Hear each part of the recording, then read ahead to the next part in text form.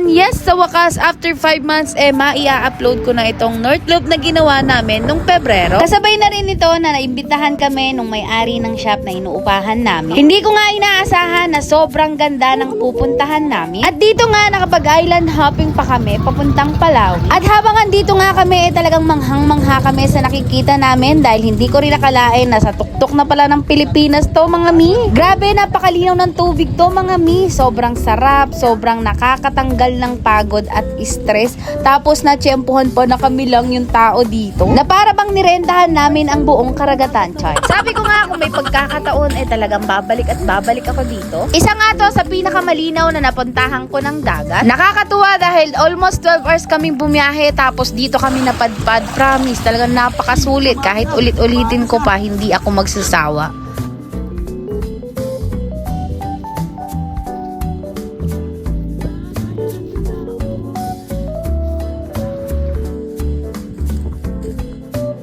At tinatawag ang Palawi Island to kung saan matatagpuan sa Cagayan. At ayan nga, talagang minoment namin ang pagkakataon na ito. At sa sandali nga ang pagpunta namin dito, talaga namang nakalimutan namin ang problema na hinaharap sa syudad. At first time ko nga makakita dito, nag-o-offer ng malaking isda na bagong huli. At hindi ko nga ina-expect na makakakyat pa kami ng lighthouse ng Palawi. At ayan, nagbigay muna ng do's and don'ts at reminders bago umakyat. At nakakita pa nga kami na parang pinyang halaman.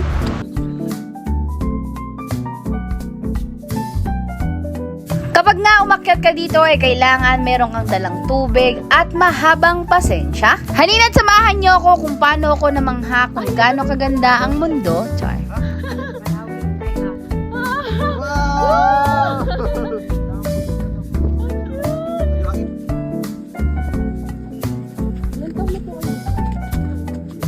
That's the Pacific Ocean there.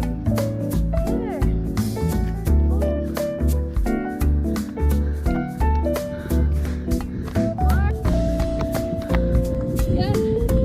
Grabe, ang ganda.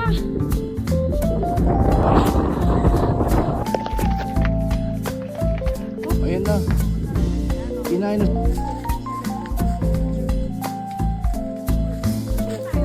Paano sila makakasipsip ng tubig? Siyempre. Gumamit na sila ng...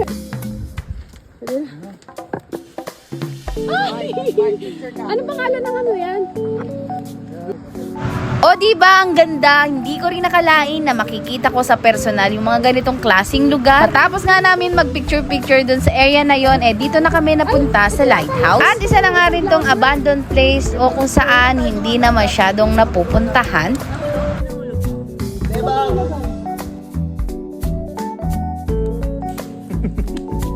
Dapat yung asawa mo nilaglag mo. Pwede din.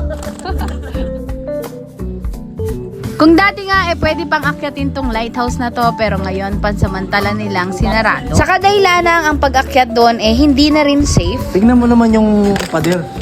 Kung gaano kakapal. Tingnan mo, isang metro. Alam mo bakit? Dahil nga panahon ng gera, takot silang tumagos yung bala. Kasi nasa O tingnan mo yung ginawa nila to. Kung hanginin man, hindi kung maglindol, Pinatong-patong na bato nyo. kung maglindol or tawag na to, maglindol, hindi ba siya nagigiba? Ang purpose niyan kasi noon wala di pa uso yung engineer. O diba may patrivia pa sila? At sa sobrang ganda nga ng lugar hindi ko na rin napigilan mag-capture ng moment. O diba pak? At ayan nga, hindi nagpahuli si Habibi.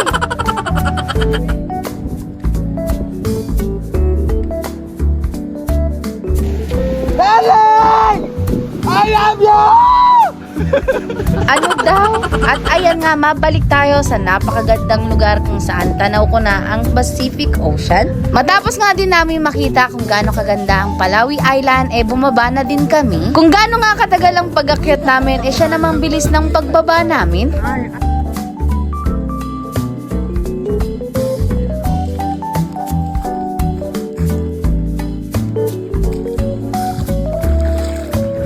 Sobrang enjoy nga namin dito sa island na to, hindi namin namalayan ng oras, oras na pala ng uwian. At na mga oras na yan, bago kami tuluyan makauwi, nakapasyal pa kami sa isang dagat. Pero dahil nga palobat o na-deadbat na ako ng mga araw na yan, hindi ko na na-videohan. At habang papunta nga kami ng kabilang island, natanaw pa namin ang Crocodile Island. At sa pag-uwi nga namin, natanaw pa namin ang sunset. At sa pag-uwi nga namin, isa-isa na naming nadaanan ang Apari. At sa sobrang haba nga ng biyahe namin o babiyahihin namin, kailangan muna naming magpahinga kung saan pwede kaming matulog ng ilang oras. At nang makatulog nga kami ng ilang oras, nagbiyahe na rin kami dahil mahaba ito. At nakita ko nga ang windmill at ayan nga, may pa-welcome to Ilocos Norte kung saan dumaan kami sa Patapat Bridge. Nakakatuwa nga at tunay akong namangha dahil nakita ko kung gaano kaganda ang mga dinadaanan papuntang Ilocos. Syempre, habang andyan nga kami, sinulit namin ang moment. Talaga namang nakakatanggal ng pagod itong mga nakikita kong alon. Pagkatapos nga niyan, sinundan naman ng windmill.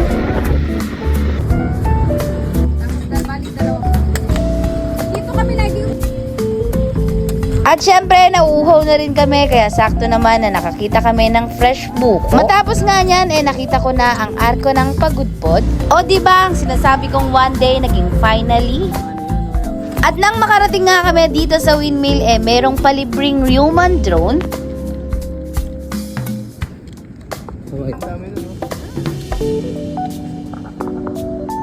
Kaya naman maraming salamat kay Manong Human Drone at ayan nga ang kanilang mga souvenir na ino-offer.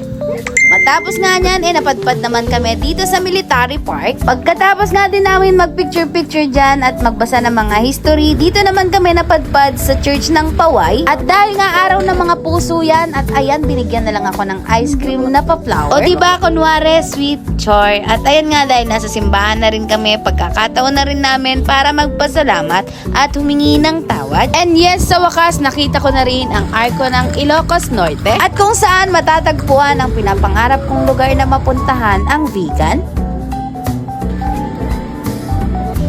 Nang mga oras na yan, no words can express. Talaga sinulit ko lang yung moment na nandyan kami at hindi ko pinalagpas ang ipinagmamalaki nilang empanada.